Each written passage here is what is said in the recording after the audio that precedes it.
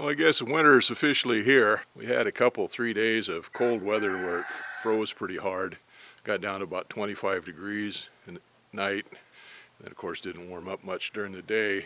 Ground froze pretty hard. Then it warmed up a little bit, enough to snow, and we had a skiff of snow on the ground here for a couple days. Like I said, the ground was froze up, and even when it warmed up, the snow wouldn't melt because the ground was froze hard. Well, it warmed up a little bit yesterday and rained. We had mixed rain and snow, but it wound up raining off most of the snow. We've got a nice day today, so I'm going to try to get some stuff done. We've got to get ready for the cold weather. It's forecast now to get down 15 degrees or so in town, which means it's going to be 10 or 12 degrees Fahrenheit out here. I've got a couple things I want to check. I got to check the antifreeze in the equipment here, particularly the Ford Expedition. It had a coolant leak in it last summer, and it took a while to figure out where that was and to get it fixed. So we were just filling that with fresh water for quite a while until I got the coolant leak fixed. So I need to check coolant level in that to see antifreeze level in that to see how cold it'll keep down. So we don't want that freezing and breaking the block. So I had to check that one. Then I'll check some of the other equipment around here too and make sure that it's all up to snuff as far as the coolant goes.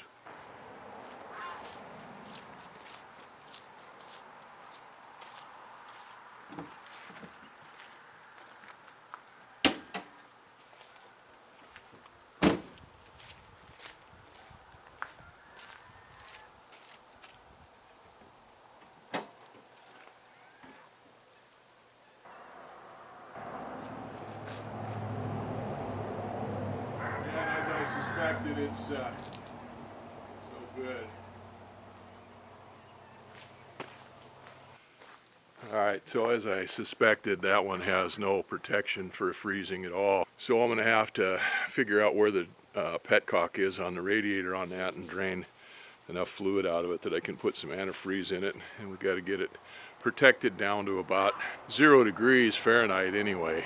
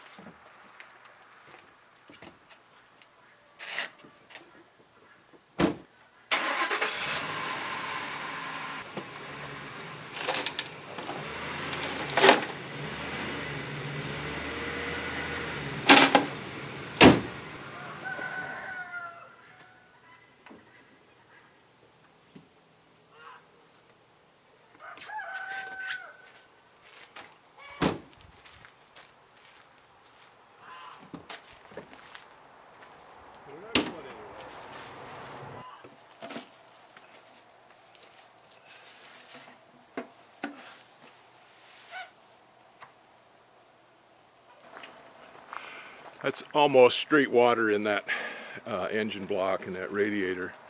So I'm going to go ahead and drain it all out, or as much of it out as it can. We'll refill it with some antifreeze. I've got gallon jugs of it in there in the hangar. I'll go ahead and get it and I'll mix it up. Pre-mix it 50-50 in the jugs, and then we'll fill the radiator back up with 50-50 antifreeze with fresh water.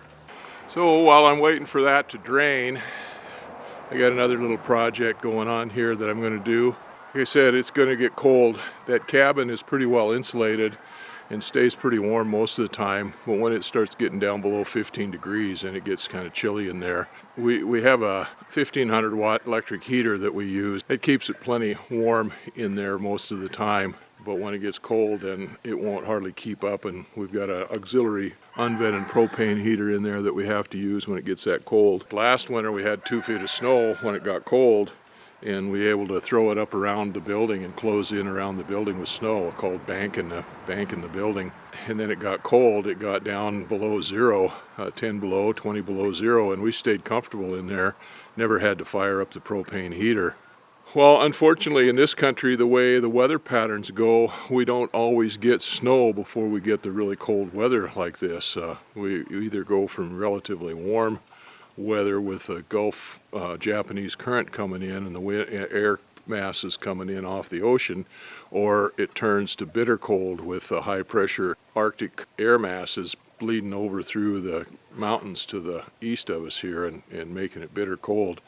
And that looks like what we're going to get here now. It's going to be that way for about a week or so before it warms back up again.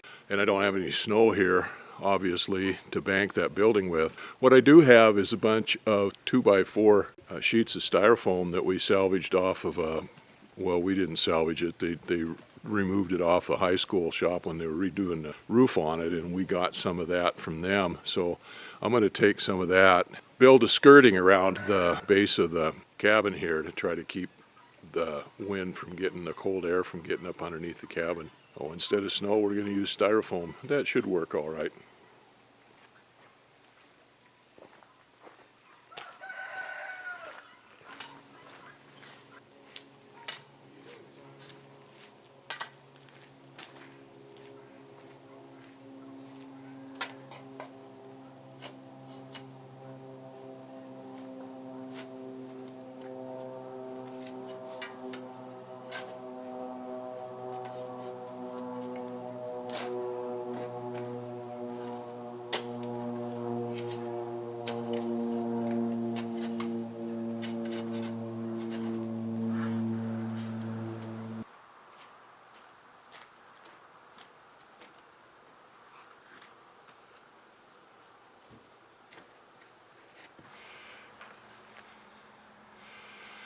Anybody that's ever had a mobile home or any kind of a building that was up on blocks like this and open underneath that put skirting around it knows that it can create a problem.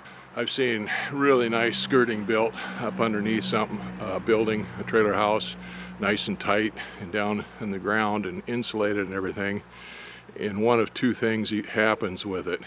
When it freezes hard, the ground starts heaving and it either buckles the skirting or it jacks the house up, or both. Well, the only way around that is to dig the skirting down below the frost level. Well, that's not really practical here. Well, what I'm going to do is I'm going to put this styrofoam just up against the outside of the building there. I've dug out a trench there. I'll go ahead and backfill in there a little bit with some dirt and stuff to hold it in the ground. Well, this styrofoam that we got came off of the roof of the gymnasium in the high school, and it had 2 layers of styrofoam. Well, all of them are 2x4 sheets, but there were 4-inch thick sheets, and there were these 1.5-inch thick sheets. And the 1.5-inch thick sheets are tongue and grooved, but then they had a thin layer of cement poured over the top of them. So these have surface layer of cement on them. It's, of course, it's all busted up and whatnot. Oh, that really doesn't affect it. That would stop it from weathering and whatnot, which is a good thing, but it doesn't necessarily affect the efficiency of the styrofoam or anything. I just busted off some of it on that one corner because I've got to go get a knife and cut out so that will slide over that blocking that's on that corner over there where the house is resting on, the cabin's resting on. So I got to go get a knife and a measuring tool, a couple measuring tools so that I can cut that and fit that in there. Well, that's working out pretty good. I got 2 sheets in there now. The first one I did a little cutout and stuff around that blocking. Got it to fit in there fairly tight. I might have to go to town and get some spray foam to fill in any gaps or anything, but it's a heck of a lot better than it was.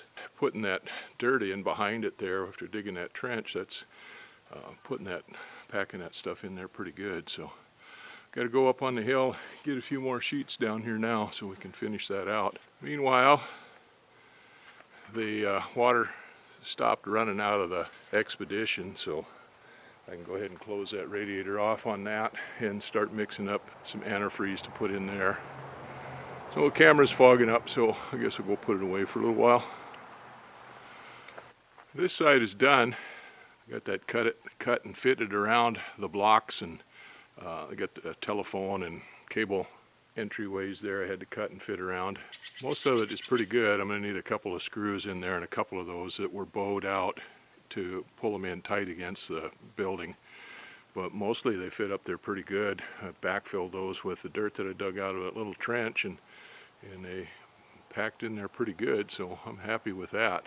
A couple of those still have the cement on them. There's a couple of them that don't, and they look kind of funky like that, but they will feel just fine when it's warm in the cabin. So now I got to go around the back side and do it, and do the other side, and I'll probably have to take the Bobcat and pick the porch up there, move it out of the way so I can do around the front of the cabin there. Anyway, that's a start. I got those styrofoam pieces up against this side of the house, the back side of the house, and half of the other side of the house. But looking at those blocks I've got on the other side of the house, and the ones on this front corner over there, and those blocks are, the ones on the ground are starting to look kind of shady. So I decided I'm going to jack up that side of the house and reblock it before I close it in. And I've got to move the porch out of the way so I can close in underneath the house there. So I'm going to do that tomorrow. On the back of the house, I had to cut each one of the pieces to fit because it's the ground's so much higher back there. Unfortunately, I couldn't cut the pieces exactly in half to double them. I had to make them 16 inches to fit back there, so it still wind up using 4 pieces. But anyway, it's all closed in back there and fitted in around the back corner on the opposite corner over there, and halfway around that other side. So it's looking pretty good. And then we got the water drained out of the Expedition, and I put a gallon of antifreeze in it and a little more than a gallon of water in it right now, and I'm going to let it run until everything gets mixed up and see what the level is, and then we'll adjust the mixture from there. But got to let it run enough to get the thermostat to kick open and mix all that stuff up so the antifreeze and the water get mixed up, and then we can tell what the level is. So that's what we're doing now. We'll get that done. I got a piece of cardboard there. We save pieces of cardboard off of big appliances and stuff like that to use to throw down on the ground to lay on if I've got to do some work on there.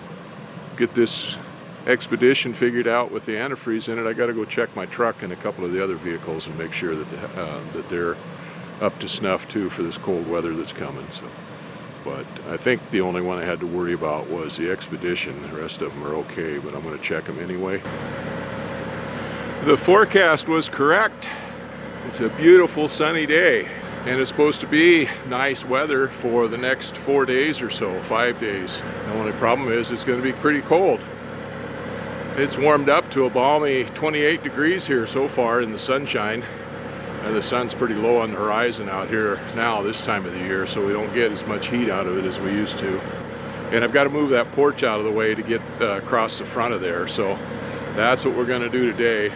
Well, the other thing that happened today is the time changed, so that means it's going to get dark at 4:30 instead of 5:30. I don't know where they did with that daylight that we've been saving all summer. I suppose Biden gave it away to the Chinese like he did the strategic oil reserve, but I guess it doesn't really matter any. I've only got about 2, maybe 3 hours of work in me a day anyway before I start hurting so bad that I got to quit. Well, anyway, we'll see what we can get done here. At least we'll get this cabin all skirted in.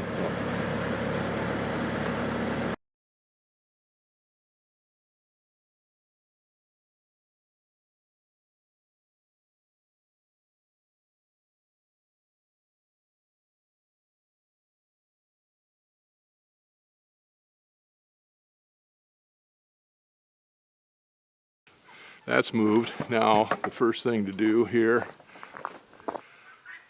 well, now what I got to do is build up a base, put the jack on, and jack up this corner of the house, this side of the cabin, and take those blocks out of there, replace those bottom ones. They're looking a little shaky, but they're all laying on the wet ground, so a good chance they're rotten. And that cabin is pretty steady the way it is right now, but who knows how long those things would last like that. So get those out of there and rebuild that stack.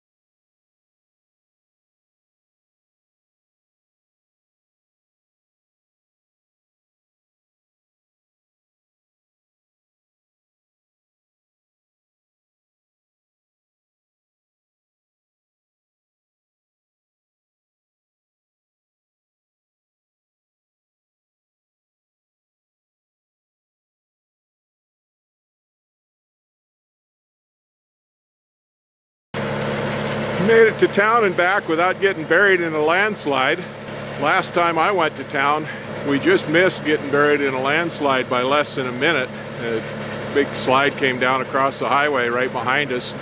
We got stuck in town for a while. Finally came home, went around about 30 miles on an old logging road. So anyway, I felt good about getting to town and back without getting buried this time. I got a couple of cans of spray filler foam, and I've went around the cabin there and filled all the gaps. Some of them were pretty big gaps, some of them weren't very big. Got a little bit of a opening on the other side over there on the far corner where we jacked it up, so the cats can get in and out underneath the house. Other than that, it all looks pretty good. It's all sealed up pretty good, so I'm pretty happy with that, and that's going to be pretty nice. It warmed up to a balmy 29 degrees here today. Supposed to get down to 12 tonight. Now the sun went down behind the hillside here in the trees almost an hour ago, but right now it's still pretty light out here. Official sunset's in about 15 minutes. So it's going to stay light pretty late because it's clear here now. On a regular, normal, cloudy, rainy day, it'd be pretty dark by now. Well, I got the Bobcat started back up again. I'm going to drop the forks off of it there, go get the bucket. I've got all of that old wood that we took out from underneath the cabin there in the bucket.